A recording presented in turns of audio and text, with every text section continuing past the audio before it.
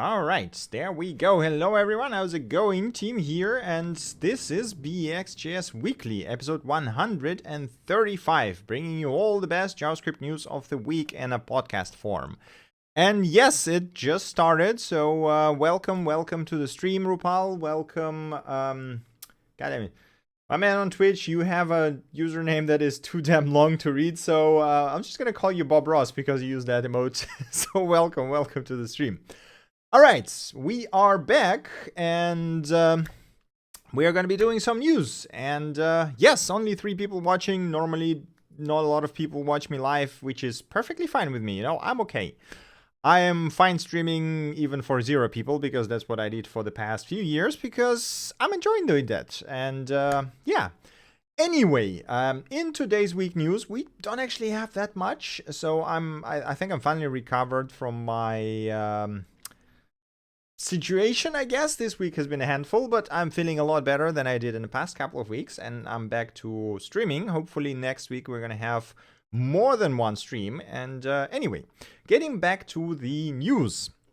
The first section of the week, as usual, is getting started. We got 3 pretty good articles here today, starting with the first one, creating a JavaScript promise from scratch. So this is a multi-part series that basically teaches you how to re-implement promises. I think I already talked about the whole approach with re-implementing more than once, but you know, I'm just gonna reiterate it again. I think in my opinion, trying to re-implement something, rebuild, even if you not finish, even if you just basically do it very briefly, is one of the best ways to learn the concept. So it took me relatively long to, you know, figure out how callbacks work, and when I started working with promises, it just didn't click for me. But then I tried to re-implement them myself, quite similarly to, you know, what we see in this article, for example. And once I finished with my very first, very crappy implementation, it actually clicked immediately. Like, this was the moment, like, this is what it is about. It's not that different from callbacks, actually. It's just slightly, you know, syntactic sugar around them, basically. And then after that, I started learning about the crazy things like, you know, the monads, the functional programming and all that stuff. But that came after I already figured out how that works. So if you are just getting started, if you are still trying to figure out what the promises are, how do they work, how do I actually use them, this is a really good starting point and will probably teach you most of the things you have to know about promise. Again, this is just part 1, so there's more parts of the article out there. If you're curious, go through all of them. I would recommend them. They're really well written and very easy to understand.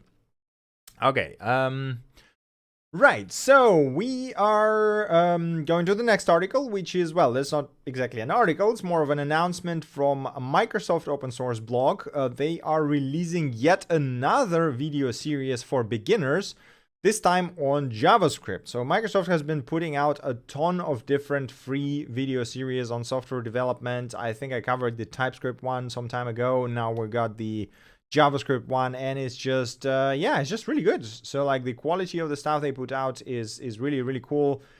If you are interested in JavaScript, if you just want to learn it from scratch, or maybe you want to, you know, try a different resource to what you're currently doing, absolutely do check this one out. It's really, really good. They also have the Python course there. I think that I covered it as well at some point, but anyway, it's really good. Check it out if you are interested. And the last article we got here for today in Getting Started section is Animating Number Counters. So this is a pretty straightforward tutorial on, well, animating number counters with CSS. Let me permit the iframes so we can actually see the different stages here. Again, CSS animations are extremely powerful. I still think that most of them is just magic and you know, black magic and evil sorcery, because I don't understand how half of that works. Admittedly, I haven't worked with CSS animations that much, but this one is really good. So it's like a very basic, very entry-level tutorial that is quite easy to understand. So if you are interested in CSS animations, and specifically CSS animations for numbers, do check this one out. It's actually a really good write-up. Okay, that is it for the Getting Started section. Now we are coming to the articles and news. We got 3 here today, starting with a new blog post on V8 dev blog titled Indicium V8 Runtime Tracer Tool. So this is a write-up that covers the Indicium, which is this standalone tool from the V8 team that allows you to inspect the like, it's basically system analyzer for traces and debugs. It allows you to figure out the patterns of how inline caches and maps specifically are created and modified within your application. So the article itself covers the very basic case study with, having a point class and then using it 2 different ways and figuring out why the one way of application is like 3 times slower than the other, by creating a dump and then inspecting this with this Indicium tool and figuring out what exactly is going on. It's really interesting write-up. Like, I don't think I've had cases where I had to go that deep in the past year or so, maybe even a couple of years. But it is really cool that, a tool like this exists, and the amount of insight it gives you into the inline cache management and the optimizations the engines do, or V8 specifically does. It's just crazy. Like, this stuff is absolutely fascinating. I like kind of looking at it. I know that it doesn't have to be part of DevTools, right? Because you rarely have cases where you need to go that deep. But I wonder if it will eventually get merged into the Chrome DevTools, and we're just gonna get a tool like this that you can, press a button and get all of this insight without exporting dumps and importing them into a third-party tools, which again is not, you don't. This is not something you do daily or hourly or whatever. It's a very rare case where you have to like go that deep. But still, it's, again, fascinating stuff. So if you're curious about, the whole internal works of V8s, about inline caches and stuff like this, do absolutely check out the article. Do check out the Indicium. It is really, really good. Okay. Next article we got here is how ZDF created a video progressive web app with offline and dark mode.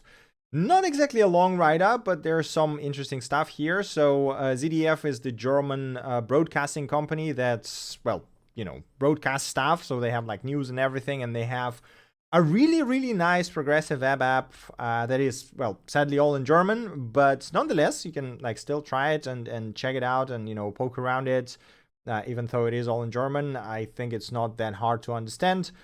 But the article talks about building the app, and what I found more interesting is actually the offline access to the pages that you already downloaded, which is pretty cool. Additionally, there is also some interesting cases like, doing the adaptive features to address the low-end devices that cannot handle, like if you open it on the modern iPhone, for example, right? It has a very nice animations, like 60 frames per second. Everything looks very smooth. It feels very, very close to the native app. Maybe not, completely, because native apps still, like especially on iOS where the browser is a bit garbage, still have a lot better performance. But it's getting there. But if you try to run it on an older Android phone, for example, right? I've tried it on my one of my older, what was it, Honor, I think.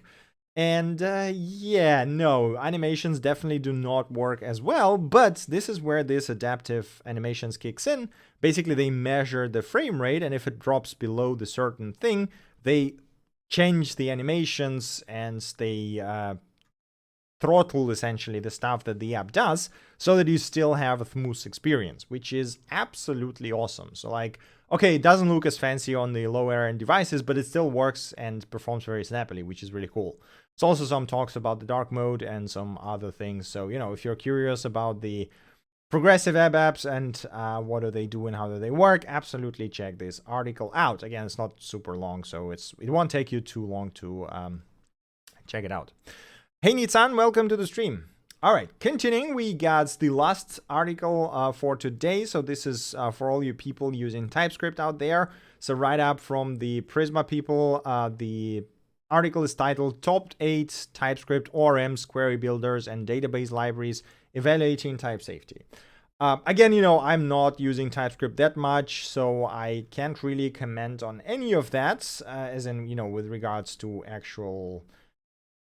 what do you put it? How do I put it? Like the actual type-related stuff, but from the layperson who is not too familiar with TypeScript, but knows basics, that seems like a really good comparison of existing libraries and the, sort of pros and cons of each and the type safety of each, including the most popular things like type ORMs, Equalize, and of course Prisma, because this is their article. So if you're using TypeScript and you were looking for the comparison of specifically type safety of existing ORMs, do check it out. This, I think, covers pretty much all the popular ones, I think. Yeah, it's like even the Mongo stuff is here. I don't know.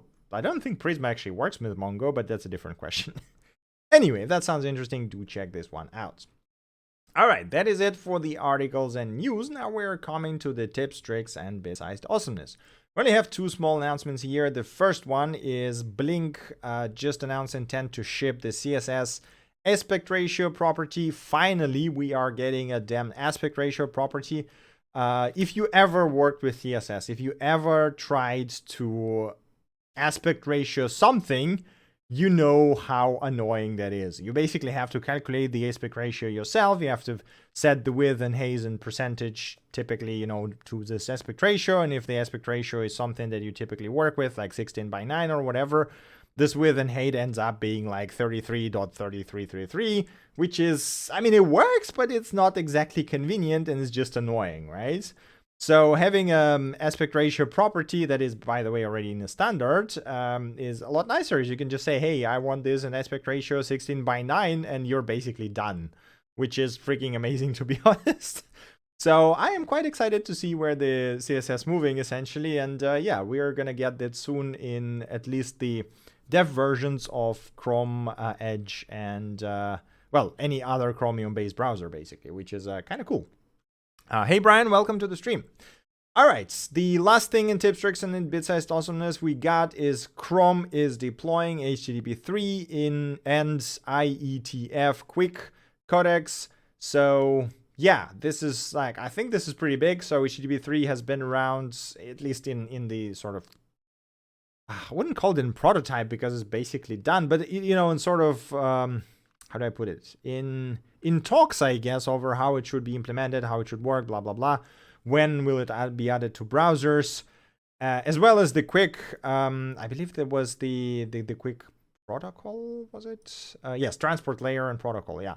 So there's been so much talk about that since 2018, I believe. So this is when, yeah, October 2018, when at least this is when I started seeing a lot of those discussions pop up.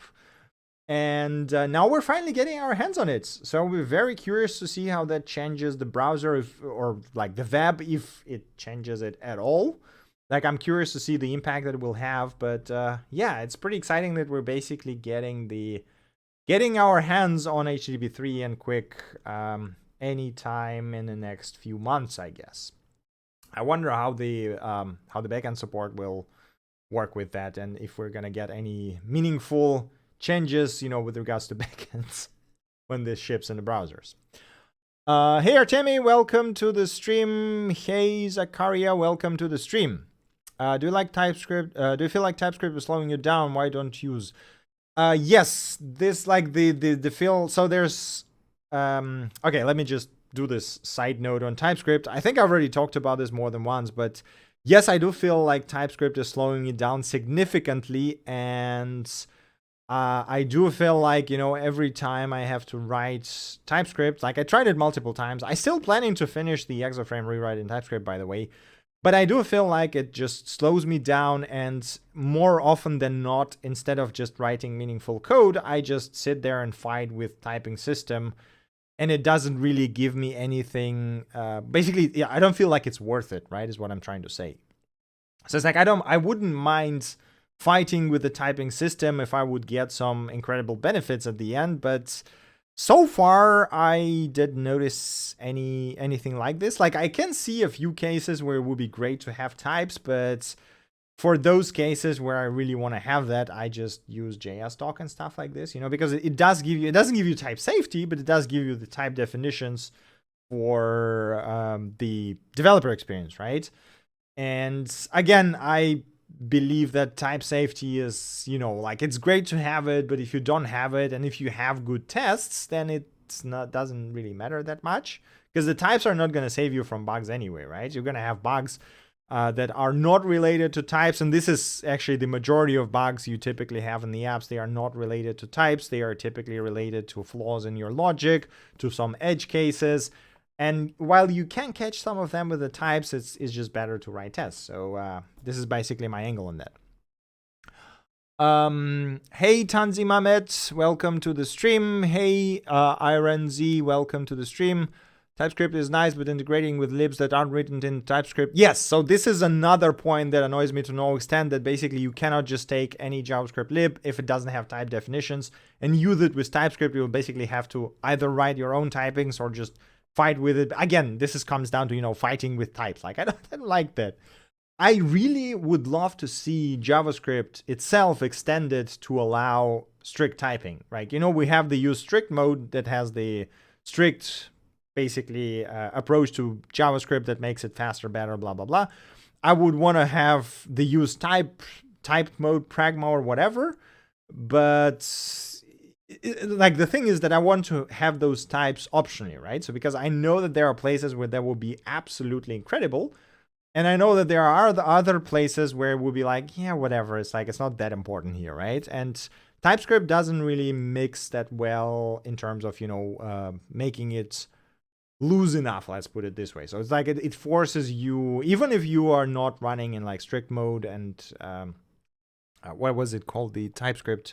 Basically, if you're not enforcing types anywhere, it's still like it doesn't work with like third-party libraries, for example, is extremely annoying to integrate with TypeScript if they don't already have typing. So yeah, I mean, I think we're getting there. Again, I already said that more than once, I think, but I really think that at some point TypeScript will just get merged to JavaScript itself, and it's going to be just one more spec in ECMAScript. But that's, you know, that's just my opinion. Okay, let me see the chat. Setting TSK. Oh yeah, setting up TypeScript, setting up build. Like, setting up build processes is just annoying in general. Like, I know you need to do it only once, but it's still like a hassle, and yes, would rather not do that. Overall, it's nice. I totally agree. Like, if everything works as expected, TypeScript is extremely nice, especially because we get all these cool features with, you know, auto completion and IntelliSense, whatever, and VS Code because of TypeScript, right? So it's like, it's great, but it's just, in my opinion, not quite there yet in terms of the smoothness of experience with other ecosystem of JavaScript, because not everyone is using TypeScript, and even a lot of popular libraries don't actually have type definitions, which just, you know, it's just annoying, basically. You can use any type for that reason. Yeah, sure, you can, but you still have to, you know, create your own type definitions and throw any in there, and then it kind of defeats the purpose of having TypeScript, which is like, why would I need it if I just have any everywhere, you know? Was reading generated types for libs that weren't written in TypeScript. It made my types more complicated by extending base types. But in the end, it was not worth it. Yeah, I think auto generation for the types got a lot better over the years. But yeah, in the beginning, I remember seeing what it generated in the very first iterations of TypeScript. That was just bonkers. Obviously, handwritten types is going to be a lot better. But yeah, anyway. Hey, Amir, welcome to the stream. Thank you very much for your kind words. Set up build process, then you forget about it. Well, yeah, no, that depends on how you work with projects. If you have like one big project and you have a big team and you have like all sort of ranges of developers from juniors to lead seniors, whatever, it might be worth doing that, because I think TypeScript basically enforces some things that are especially important for entry level, like, you know, juniors and interns or whatever. While if you have an experienced team, which was the most cases for my work, then you don't normally care about that too much because people already know what they are doing. But yeah, I'm a bit behind with the difference between HTTP 2 and 3. I mean, 3 is essentially using the wait a second, where was the description? There was a, like, it's not as obvious as, you know, HTTP 1 and 2. There's a lot more subtle differences. But I remember seeing a good description somewhere. Hell if I remember that. Like as I said, you know, I think last time I've read that. Yeah, so the core differences is that basically HTTP 2 and 1 uses TCP as the transport, and HTTP 3 uses completely new QUIC transport. So it's like a completely different transport layer, and it's supposed to fix the head of the line blocking that we had in HTTP 2. We're going to see how that ends up. Okay, anyway, let me have a look at the chat again. So what we got here.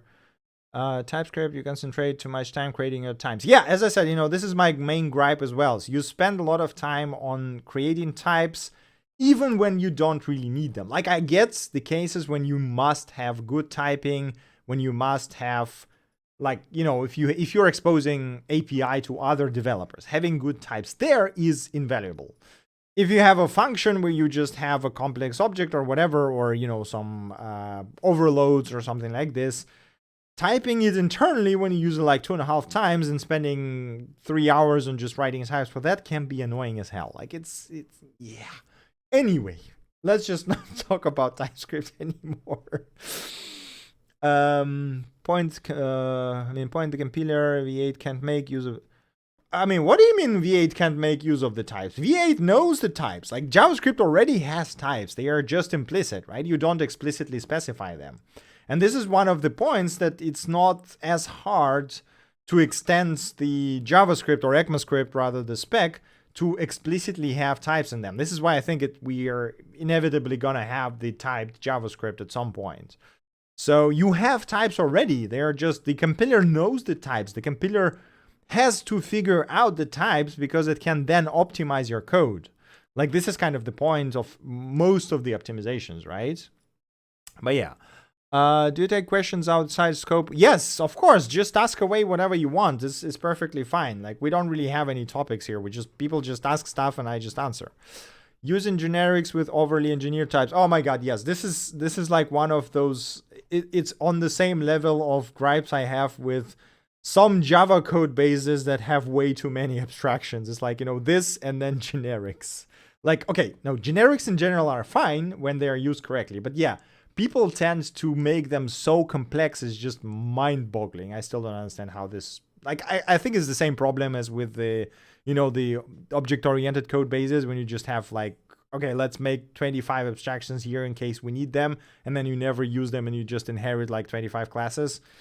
Yeah, not a fan of that. I think the generics end up the same way. It's like, well, let's make it very universal so that we can use it in future for everything.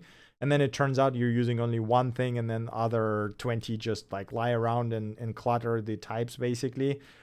Seen that happen more than once. Not a fan of that. But anyway, let's continue with the podcast, shall we? So we got the releases section next. We only have 2 here today. The first one is the September release of Visual Studio Code version 150. There is a bunch of really cool things here. So first of all, there is Linux ARM builds, which is quite exciting. I know that there's quite a few devices running on ARM on Linuxes, and now you can just natively run VS Code there, which is super cool. And another thing I wanted to highlight is the new JavaScript debugging flows. So first of all, you can... there's now the consolidated auto-attach flows. So it's basically a lot easier to just attach debugger to existing apps. But the cooler thing here, in my opinion at least, is the real-time performance view with the flame charts. So you can now actually see in real time as you run your app, the CPU usage, heap usage, and a bunch of other statistics, which is super damn helpful. Like, this stuff is really cool. And all of that just, inside of VS Code and basically configured automatically for you with a button press, which is super damn cool.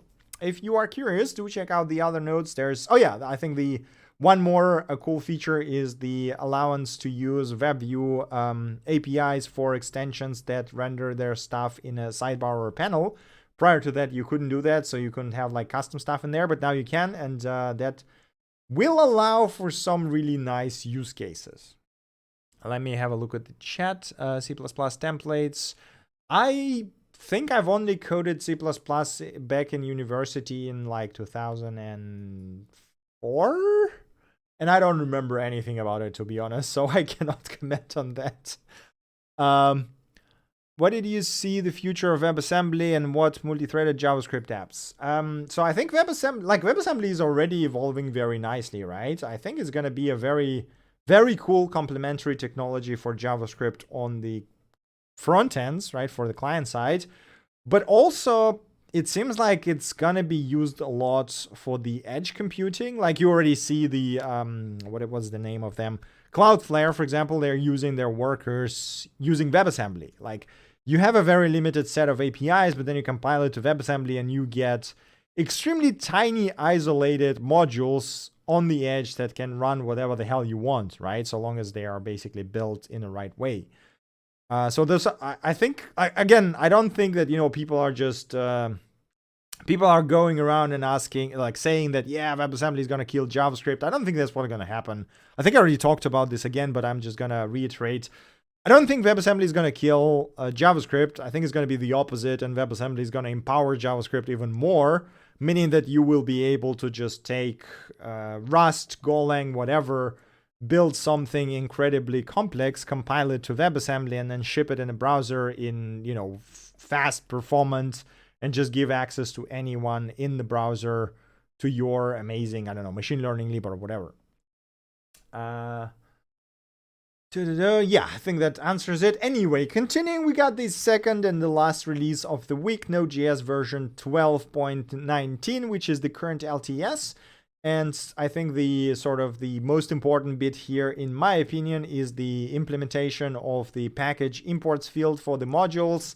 So this is the spec that has been around for quite some time, and it's been supported in Node 14 since the beginning, I believe.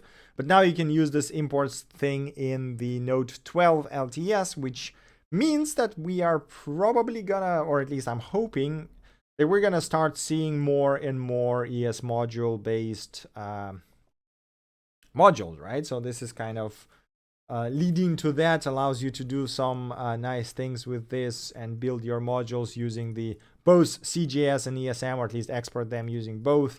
So maybe in next 3-4 years we'll finally start migrating to ESM completely. I'm not gonna hold my breath, but anyway, it's nice to see that shipped in LTS itself. Okay, that is it for releases. Let me have a look at the chat again. Have you used Next.js? Yes, I have used Next.js. This is one of my favorite frameworks. If you watched any of my previous streams, that's basically what I use majority of time. Getting more into database design and something to build front ends quickly. I mainly use React. Yeah, I mean, if you just want to quickly build front ends, Next.js is amazing. Like literally just 2 commands and you're ready to roll. No need to set up anything. There are caveats, obviously, because of the server-side rendering and because now they've added the whole like static website generation. There's some things you have to understand on, how they build pages, and some things might not be as clear or as easy as with something like Create React App, which is just a straightforward single page app.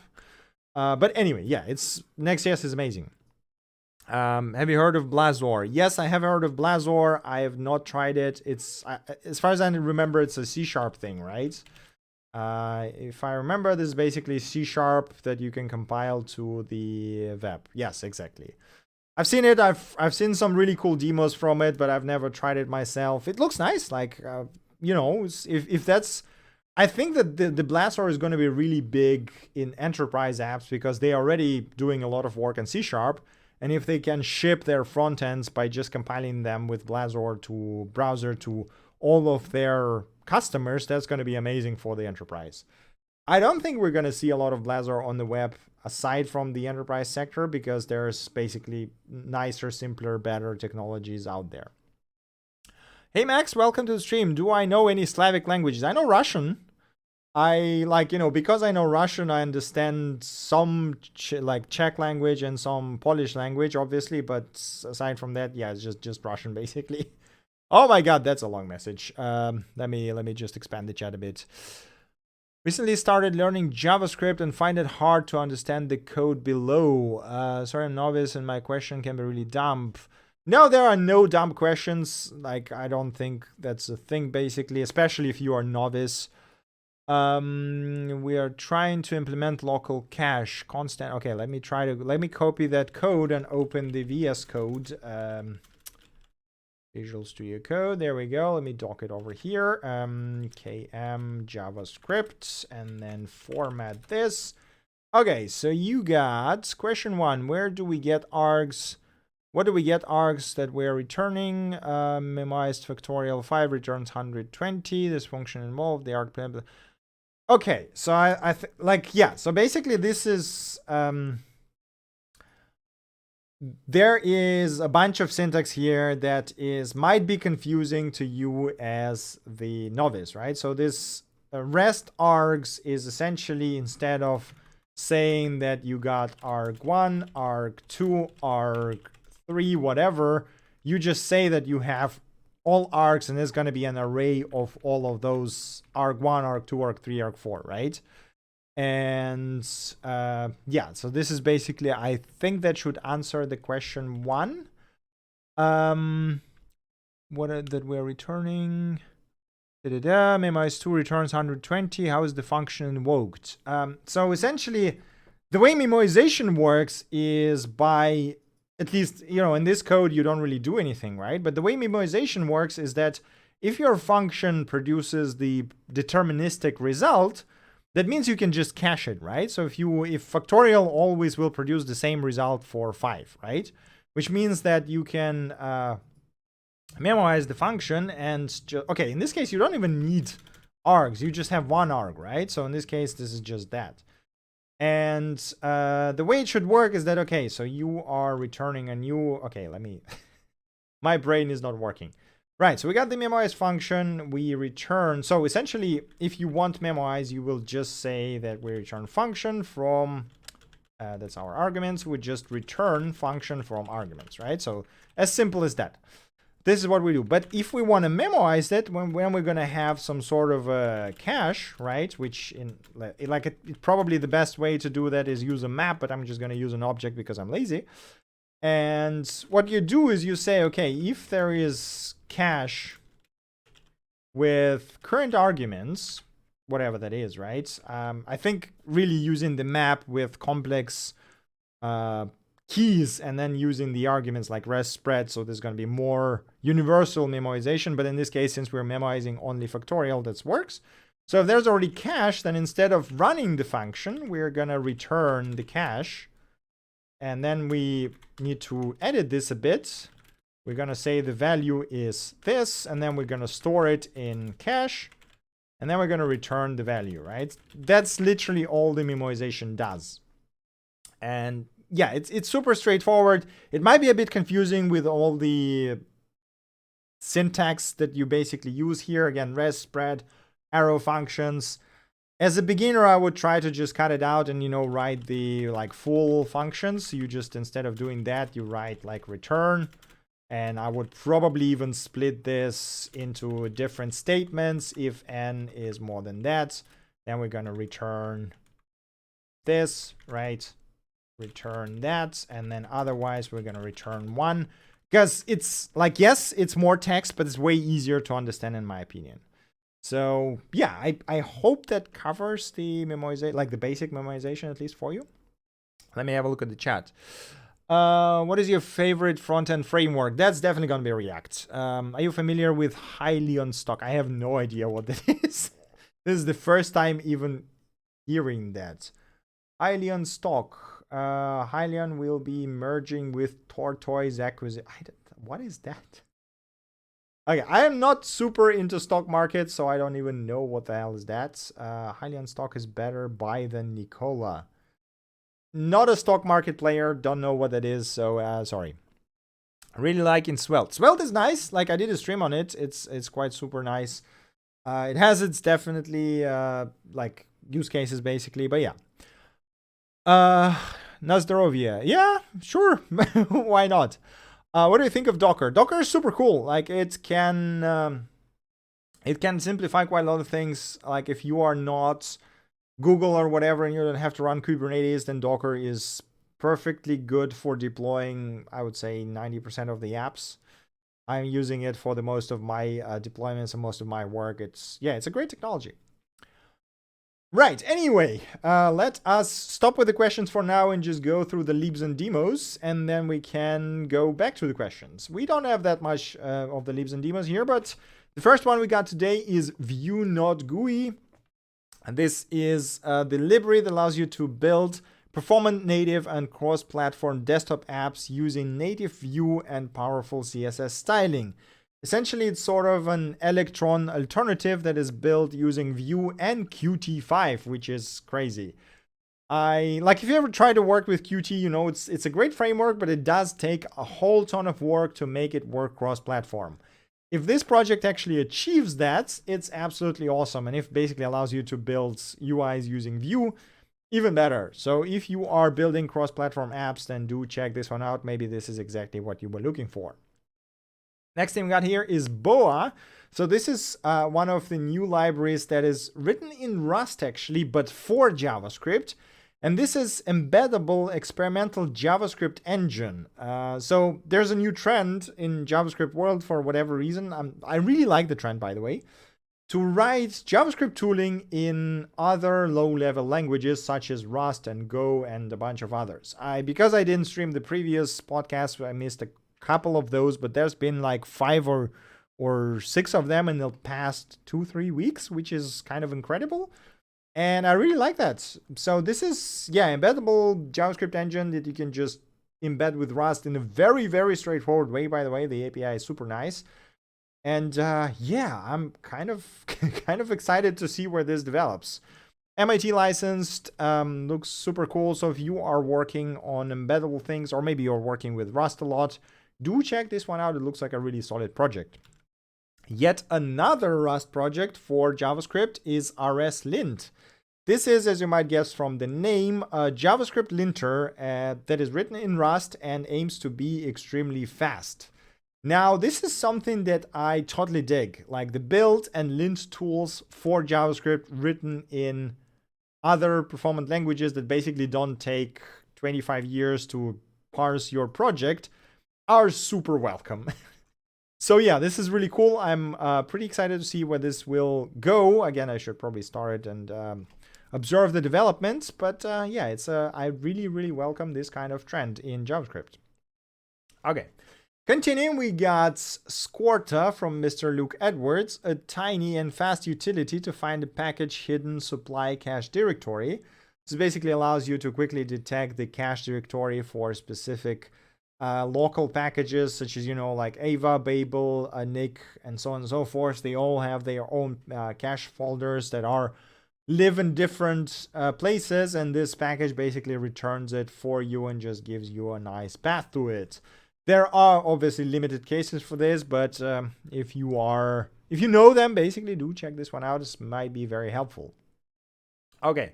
Next one we got here is Astrofox, a motion graphics program that lets you create music visualizations and turn them into videos. This one is super cool. Probably one of my favorite this week. It's there is a video demo somewhere. Where is that? Was it on the website, I think, or something? But this app is just really, really awesome, and I am honestly surprised to see that it's open source. So let me just mute that. There's a video demo that basically shows you a drag and drop editor where you can drop a song and then arrange the, just drag and drop things on the canvas and make a really cool visualization out of that and then export that as a video. It is freaking mind-blowing, and all of that is built by using web technologies essentially, which is, again, even more impressive, I think. So if that sounds interesting, do check Astrofox out. Continuing, we got Play Tailwind CSS.com. The source code for the new Tailwind playground, which is, by the way, super nice. So if you're working with Tailwind or were thinking about it and wanted to try it, do check it out. You can edit config, you can edit the CSS, you can edit the HTML and see the changes immediately, which is super damn cool. The response times here is just crazy. And the source code is open, so if you're curious how it was made, do check this one out. Next thing we got here is MetaFetcher, a tiny URL metadata fetcher that basically allows you to get the metadata starting from the basic meta tags going to Open Graph Social, and stuff like favicons from the URL in one simple command. So if you're doing any sort of scraping, do check this one out. Continuing, we got spotify-api.js. This is a Node.js wrapper for Spotify API with OAuth support, which seems quite nice. So if you had any plans to do anything with Spotify, maybe you wanted to build your own playlist editor or whatever, now you can. This seems a really nice API, uses promises, async await, everything, quite modern. So yeah, if that sounds interesting, do check it out. And the last thing we got here for today is Ego, a lightweight decision-making library for game AI. This is basically decision trees / state machines with pretty nice API. It seems to be heavily specialized for, for gaming and sort of gaming AI decisions. But yeah, if you were thinking about making your own game, do check this one out. Maybe this is exactly what you wanted. Right, that's it for Libs and demos. Let me have a look at the chat now. What's your favorite language? Okay, no, I think that's... So are there any good reads on Docker? I think this is, yeah, so let's go with that one. Any good reads on Docker? Well, official Docker docs are actually really, really good. So I would suggest starting with that. And then once you're done with that, just... Google for stuff, because there's like a billion of tutorials out there. They are like official Docker documentation is actually incredibly good. They also have some really good interactive tutorials where you can literally just, walk through the Docker basics as well as some more advanced stuff right in your browser. Okay. How do apps like Amazon have different layouts in their apps without any updates in app stores? Any future tutorials with React Native? Layouting is just basically building the app for different screen sizes, right? It's not that hard to do with, especially with React Native, by the way. The Flexbox model it has is just really, really cool. And yes, I was thinking about doing more React Native videos because I do like building stuff with it. We might do something in the future. What's your favorite language? JavaScript, without question. Like, this is my #1 language. I'm using it most of the time. Although, I don't, like, if I have to write something else, I'm not completely opposed to it. And I'm totally fine with building Golang, Rust, Java, whatever. Okay, Java maybe not so much. Kotlin is better if I have to target JVM, but yeah. Another one, runtime, JS, trending, best of JS, Elsa. Yes, I think we had it either in previous... Yes, we had it in a previous episode, so I unfortunately was too dead to talk about that, but it is Golang-based runtime that also looks really cool. Like, again, I am all in on trends like this. It is really awesome to see more runtimes in different languages. I really feel like Deno is what gonna dominate, though, because it's basically... Deno is not really, in my eyes, is not completely an alternative to Node.js, but rather this tiny embeddable runtime that allows you to shape and form the JavaScript runtime in a way you want by combining the Deno crates for Rust with anything else. And it makes it incredibly powerful, by the way. So I'm curious to see how this system develops, essentially. Okay. Do you have any recommendation for books on database design? I'm not really a database guy. Like, whatever I learned with databases was from practice and screwing it up terribly. So I don't honestly know any good books on that. What approach should one take to learn JavaScript React? I'm stuck watching tutorials for 2 months now. Every time I try to implement something, I get stuck and go back to watching more tutorials. So just stick with it. Like, this is literally the best advice I guess I can give you. Just pick a project that you want to build. Doesn't matter how hard is it, and just stick with it. If you don't know how to build one thing, just sit there and try to figure it out for 1 week, 2 weeks, 1 month, whatever. It's going to take you a very long time. But once you finish it, you will know a lot more than when you started, basically, right? And there is... So why I think it's really important to finish things rather than just jump from one tutorial to another is because there is a lot of things that you will only learn once you, like, in the very late stages of the project, once you start finalizing it, building it, shipping it, right? Those are the things that you will never learn from the very basic tutorials. So just pick a project. Doesn't matter if it's just a to-do app. Doesn't matter if just, I don't know, weather app, something very simple, and just ship it. Finish it and deploy it. Doesn't matter if there's some bugs. Doesn't matter if there's some things breaking. You can always fix it later, but just finish the first version and then ship it. And then, if you have a problem, try to figure it out. This is basically my advice. Hey, Donna, welcome to the stream. Unfortunately, the restream chat doesn't seem to show the emojis from YouTube, but I do see them in the other screen. Hey, Anshu, welcome to the stream. All right, we are done with Libs and demos. Now we are coming to the interesting and silly stuff, and we do have a couple of interesting things here today. The first one being the Names.io repo. This is a pretty cool thing that might be useful for testing, I guess.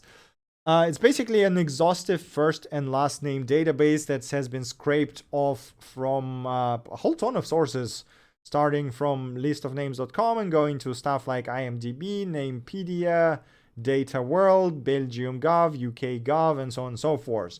So there is most of the world existing first and last names available in text format, as well as the scripts that are used to generate them, which is pretty damn cool. So yeah, if that sounds like something you could use, do check this one out. And the last thing we got here is, this article is just all sorts of bonkers. GPT-3 bots posed as a human on AskReddit for a week without basically getting caught. So someone built a bot, right, using this GPT-3 network that is the new version of GPT from OpenAI that is not open, and you can only get access to it if you basically apply for it and they decide if you're worthy or not. I believe they're going to be launching it at some point on Azure, Microsoft Azure for everyone, but again, that's a different question. And so someone built a bot that answers questions and essentially just uses GPT-3 to do that. So basically someone built a bot that takes in the AskReddit question, throws it to the GPT, and then posts the response as one of the comments. And most of the people, a lot of those responses were quite highly upvoted. And if you just go through the answers, holy shit, GPT-3 is incredible. And some of those answers are really good. The other answers are just there's answers about Illuminati, for example. The neural network generated answers about conspiracy theories. It's just bonkers. Things like this, there's a lot to read through here, and it's really cool. And the things like this, first of all, it's fascinating that this is the thing where the people actually have conversations and, what's even more surprising, emotional moments with AI. This is just mind-blowing. And the second thing I want to say is just it's really, really, really disappointing that OpenAI is not open at all, and GPT-3 and even 2, I think, right, is not publicly available. You cannot just get your hands on, you cannot get your hands on model, you cannot get your hands on even the basic data they used for it. All was done under cover of, it's going to be malicious, and now they're just basically selling it, which is it makes it even more disappointing, basically. But anyway, if you have any even slight interest in AI and, GPT-3 model, do check it out. It's a really fascinating read and really fascinating examples from Reddit and what the GPT-3 can do with regards to replies. Again, very sad you cannot just, sit around and play with it as just a guy sitting at home, basically. Oh well, maybe at some point somebody will create another OpenAI company that will actually be open and release it, a better version of it, to the world.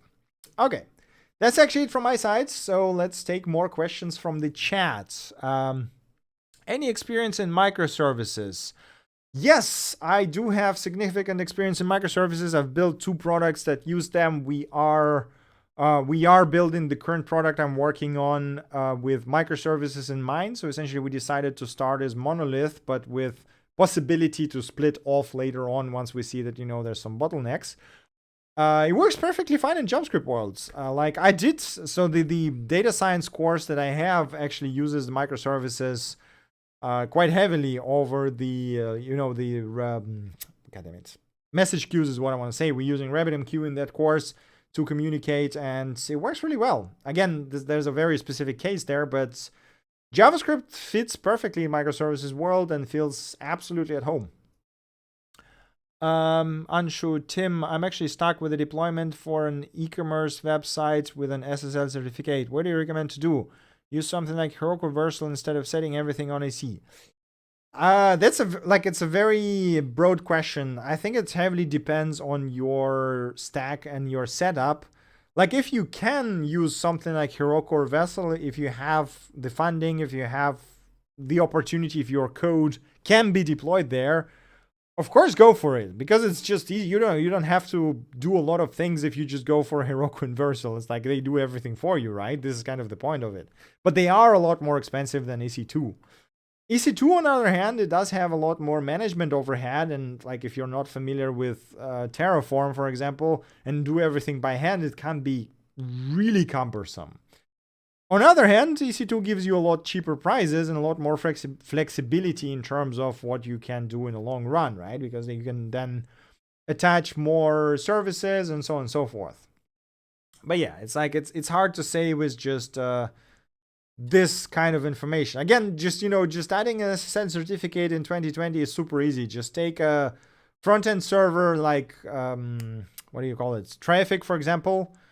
Slap it in, turn on the Let's Encrypt flag, and you're done, basically. It's as easy as that. There's also certbot if you want to connect it with Nginx or Apache. It's super easy. There's like a billion tutorials out there.